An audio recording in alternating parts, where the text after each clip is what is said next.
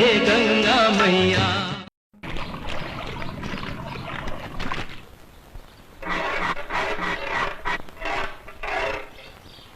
ए, सुनो, हमारी जूती टूट गई है, क्या तुम इसे ठीक कर दोगे? हाँ हाँ शास्त्री जी, क्यों नहीं। अरे यही तो मेरा काम है। लाइए, दे दीजिए।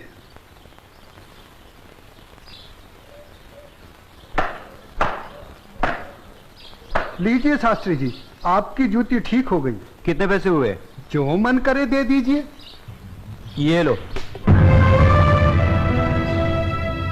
शास्त्री जी, बुरा ना मानो तो एक बात पूछूं? जो पूछना है जल्दी पूछो, हमारे पास समय नहीं है। आप लोग इतनी सुबह सुबह कहाँ जा रहे हैं? आज पूर्णिमा है, इसीलिए हम सब लोग गंगा स्नान करने जा रहे हैं। गंगा माँ के चरणों में दान पुण्य करके उनका आशीर्वाद प्राप्त करेंगे। परंतु तुम ये सब क्यों पूछ रहे हो? आप लोगों को देखकर मेरे मन में ख्याल आया था कि आप लोग जरूर किसी शुभ कार्य के लिए जा रहे हैं। अगर आप लोग मेरा भी एक काम कर दें तो आपकी बड़ी मेहरबानी होगी। करने योग्य होगा तो अवश्य करेंगे। जल्दी बताओ क्या काम है? शास्त्री जी, आज बड़ा शुभ दिन है और आज के दिन मैं भी चाहता हूँ कि कुछ दान पूर्ण करके गंगा माई का आशीर्वाद प्राप्त करूँ। शास्त्री जी, मेरी तरफ से ये दमड़ी गंगा माई को अर्पण कर दें तो आपकी बड़ी मेहरबानी होगी। ठीक है, दे देंगे। लाओ। ये क्या बात कर रहे हैं? ज्ञानी होकर अज्ञानी जैसा काम करते हैं। क्यों, क्या हुआ? राम राम, आंखें होते हुए भी अंधों जैसी बात कर रहे हैं। ये छोटी जाति से है। अगर इसकी छुई हुई दमड़ी आपने छू ली तो आप भी अपवित्र हो जाएंगे। गंगा जी में डुबकी लगाने के बाद भी पवित्र नहीं हो पाएंगे। राम राम राम राम। हाँ, तुम ठीक कह रहे हो। सुनो, तुम अपनी दमड़ी इस पत्थर पर रख दो। जैसी आपकी आज्ञा। ओम अपवित्राय पवित्राय नमः। हाँ, अब ठीक है, अब आप इसे छू सकते हैं। ठीक है, चलो। शास्त्री जी, एक प्रार्थना और थी। अब क्या है? शास्त्री जी, अगर गंगा माई स्वयं हाथ बढ़ाकर मेरी ये भेंट स्वीकार करें तभी दीजिएगा, अन्यथा मत दीजिएगा। अगर स्वीकार करें तो बोल दीजिएगा ये तेरे भक्त रविदास ने भेजी है। ठीक है भाई, हम ऐसा ही कर देंगे। चलो चलो चलो, चलो।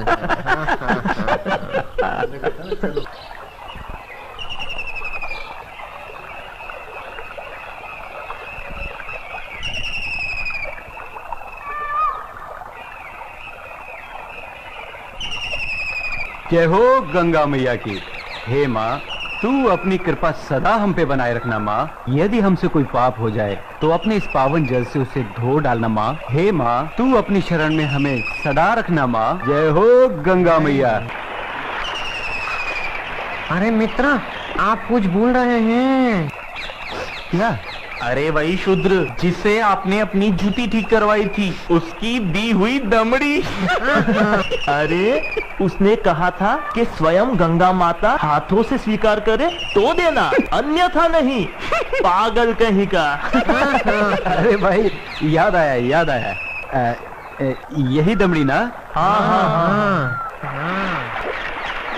हे गंगा मैया, ये दमड़ी उस शुद्ध रविदास ने आपको भेंट करने के लिए दी है और ये भी कहा है यदि आप स्वयं अपने हाथों से इसे स्वीकार करें तो ही हम आपको दें। जय हो गंगा मैया। अरे गुरुजी, आप भी क्या उस शूद्र की बातों में आ गए? भला ऐसा भी कहीं हो सकता है कि स्वयं गंगा माँ अपने हाथों से उस शूद्र की भेंट स्वीकार करे? अरे जब हम लोग शूद्र की दी हुई चीज नहीं लेते तो ये गंगा मैया कैसे लेंगी? मैं एक काम करता हूँ, ये दमड़ी मैं अपने पास रख लेता हूँ। मेरा आने और जाने का खर्चा निकल जाएगा। आज दान और पुण्य में बहुत खर्चा हो गया है। ठीक है भाई, इस दमड़ी को तुम ही रख लो। अब चले? चलो भाइयों। ठहरो, इधर लाओ। मेरे भक्त रविदास की दी हुई भेंट मुझे दे दो। मैं अपने भक्त की भेंट स्वीकार करती हूँ। मैं अपने भक्त की भक्ति से बहुत प्रसन्न हूँ। लाओ, वो दमड़ी मुझे दे दो।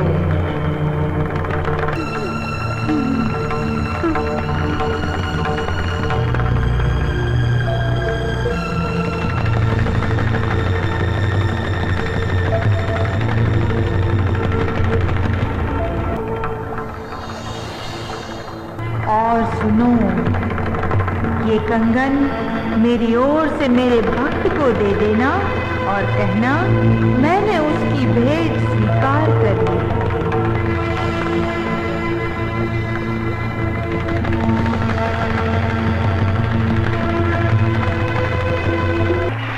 चलो भाई, चलो यहाँ से जल्दी चलो। ये मुझे लगता है ये जरूर उस शूद्र का फैलाया हुआ कोई माया जाल है। चलो। गुरुजी, हमारी आंखों ने जो देखा और हमारे कानों ने जो सुना, क्या वो सच था? वो तो एकदम सच था, किंतु ये बिल्कुल सच नहीं था कि गंगा माँ ने स्वयं अपने हाथों से उस शूद्र रविदास की भेंट स्वीकार की। और मुझे तो लगता है ये शूद्र रविदास कोई बहुत बड़ा मायावी है। हाँ, मुझे भी यही लगता है। मैं अपनी आंखों और कानों पर अभी तक विश्वास नहीं कर पा रहा हूँ। परंतु एक बात मेरी समझ में नहीं आ रही कि इस तरह के मायावी चमत्कार दिखाकर उस शूद्र रविदास को क्या प्राप्त होगा? प्रसिद्धि। हाँ हाँ, प्रसिद्धि। वो यही चाहता है कि हम उसके इस माया जल को चमत्कार समझें। तो आगे की कहानी मेरी पूरी तरह से समझ में आ गई। वो शूद्र यही चाहता है कि उसके इस चमत्कार की चर्चा हम पूरे राज्य में करें, जिससे राज्य के भोले भाले लोग उसे गंगा माँ का सच्चा भक्त समझकर उसकी पूजा करने लगे। आप बिल्कुल सही कह रहे हैं। लेकिन इस कंगन का क्या करें? अरे करना क्या है, दे देते हो शूद्र को। राम राम, कैसी मूर्खों जैसी बातें कर रहे हैं। ऐसा करते हैं, इस कंगन को महाराज के पास लेके चलते हैं। वो जरूर हमें इस कंगन के बदले में उचित इनाम देंगे। हाँ, यही ठीक रहेगा। तो चलो महाराज के पास चलते हैं।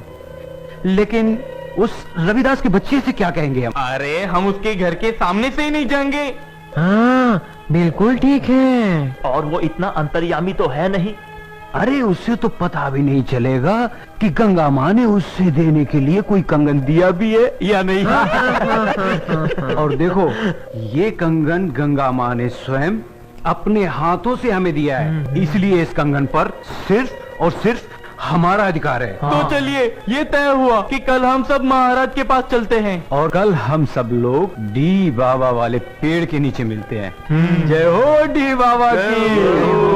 नहीं विश्वनाथ जी अभी तक क्यों नहीं आए? मुझे तो लगता है कि इनाम के बारे में सोचकर गुरुजी सारी रात सोए ही नहीं होंगे। तो आ गए विश्वनाथ जी, देर से आए पर दुरुस्त आए। क्या बात है भाइयों, आप लोग रात को घर नहीं गए क्या? अगर घर चले जाते तो धनवान कैसे बनते? चलिए जरा जल्दी चलिए, हमें राजमहल पहुंचने में कहीं देर ना हो जाए। चलिए चलिए।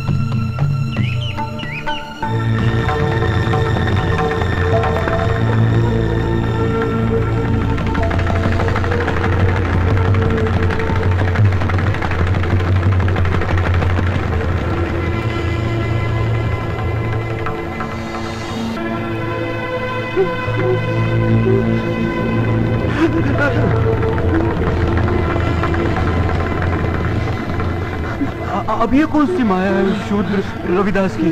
गुरुजी, इस पर ध्यान मत दीजिए, पतली गली पकड़िए और निकल लीजिए। हाँ हाँ, चलो, शाही बाग तक तो आ गए। गुरुजी, आप ये बार बार पीछे मुड़कर क्या देख रहे हैं? कुछ नहीं, मैं तो देख रहा था अपने वो गुरु हरिशंकर जी कहाँ रह गए? लगता है वो डर गए और घर गए। डरपो कहीं का। चलो महाराज से मिलते हैं। अरे भाई द्वारपाल, हम लोगों को महाराज से अभी मिलना है। अभी सूचना देता हूँ। रुको, पंडित जी के लिए सूचना की कोई आवश्यकता नहीं है, इन्हें महाराज से अभी मिला देते हैं। आइए। चलो भाइयों। चलो।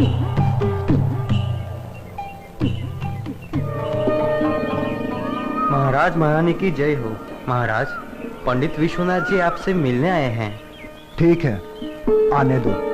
जो आज्ञा महाराज।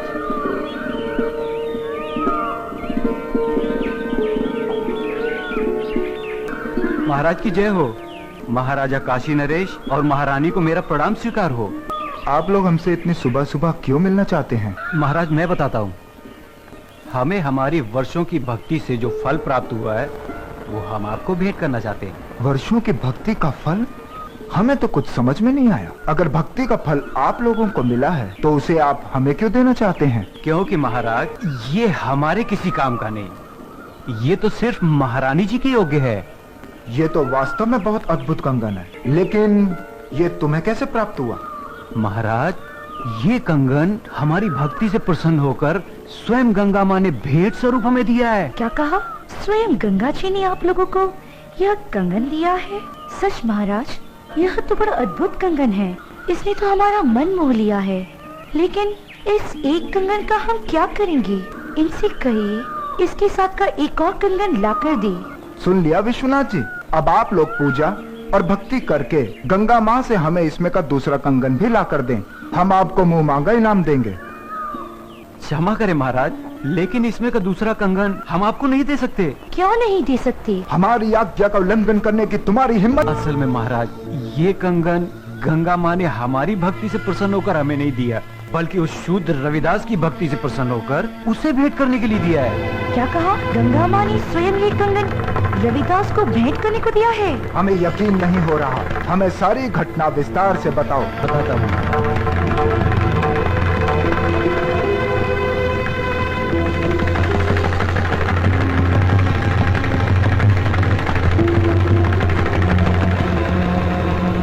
महाराज हमने सोचा कि वो शूद्र रविदास इस सोने के कंगन का क्या करेगा, और बस इनाम पाने के चक्कर में इसे लेकर आपके पास चले आए। महाराज ये तो बहुत बड़ा चमत्कार हो गया। ऐसा तो आज तक कभी सुनने में नहीं आया। कल हम स्वयं रविदास जी से मिलने उनके घर चलेंगे और आप सबको भी हमारे साथ वहाँ चलना होगा।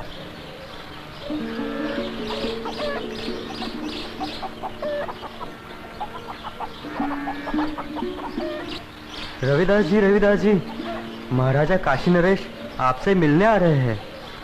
मुझसे मिलने आ रहे हैं? पर क्यों? महाराज की जय हो। महाराज आपने आने का कष्ट क्यों किया? अगर मुझसे कुछ अपराध हुआ है तो मुझे बुलावा भेज दिया होता, मैं स्वयं हाजिर हो जाता। वाह ढोंगी वाह, बंद कर अपना भोलेपन का नाटक। महाराज इसके भोलेपन पर मत चलिएगा, बहुत बड़ा ढोंगी और मायावी। तुम चुप रहो। हमारे सामने फिजूल की बात की तो जुबान कटवा देंगे। रविदास जी, तुमसे कोई अपराध नहीं हुआ है जो तुम्हें हमारे समक्ष उपस्थित होना पड़ता। दरअसल हम यहाँ अपने स्वार्थ और लालच के कारण आए हैं। हम तुमसे कुछ मांगना चाहते हैं। ये आप क्या कह रहे हैं महाराज?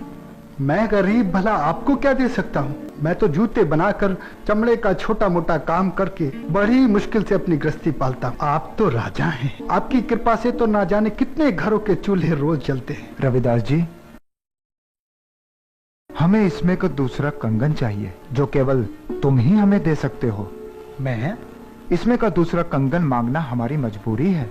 इस कंगन ने हमारी महारानी का मन मोह लिया है। ये कैसे संभव है महाराज? भला मैं इसमें का दूसरा कंगन कैसे दे सकता हूँ? ये तो बड़ा मूल्यवान लगता है और मेरी ये हालत आपसे छुपी हुई नहीं है महाराज। रविदास जी, ये कंगन हमें तुम्हारी बदौलत ही प्राप्त हुआ है। मेरी बदौलत आपको ये कंगन प्राप्त हुआ है? महाराज मैं कुछ समझा नहीं। हम तुम्हें बतलाते हैं। ये कंगन तुम्हारी भक्ति से प्रसन्न होकर स्वयं गंगा माँ ने तुम्हें भेंट स्वरूप इन लोगों के हाथों में दिया था।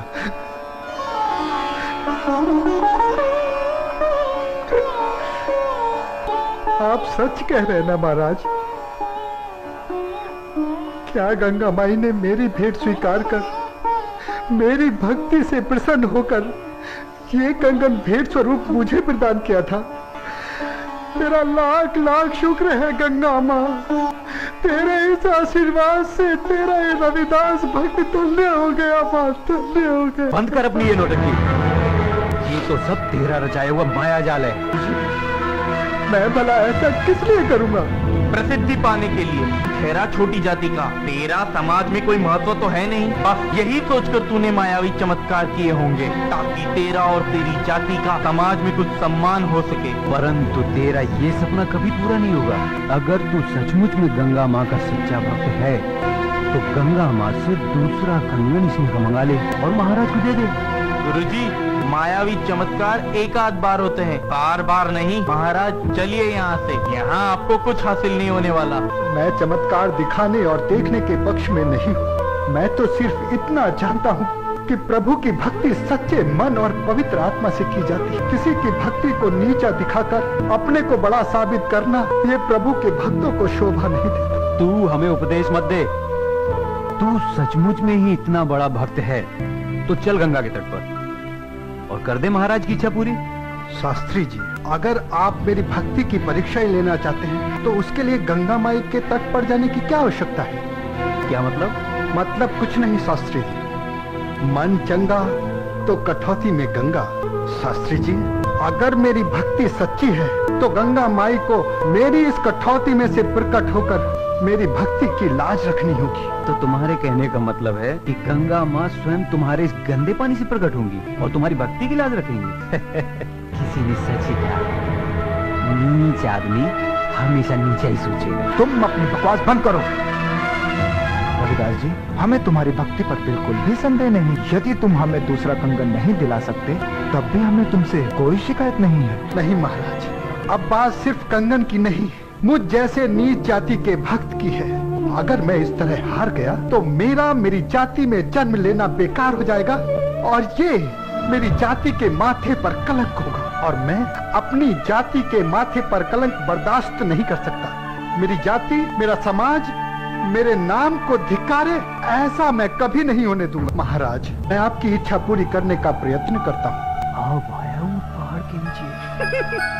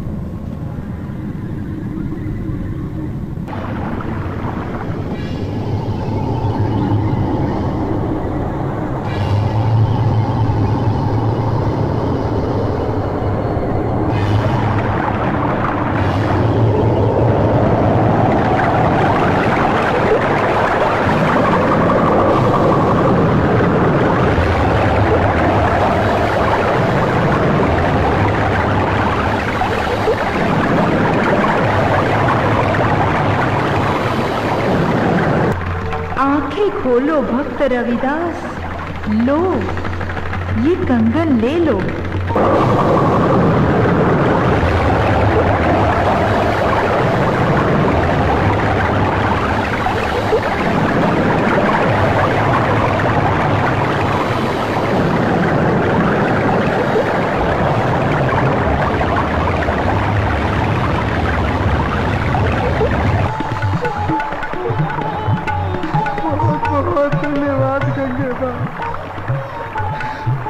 तूने छोटी जाति को और छोटा होने से बचा लिया माँ। तूने मेरी लाज रख ली वरना तेरा ये भक्त रविदास आज किसी को मुंह दिखाने के काबिल न रहता माँ।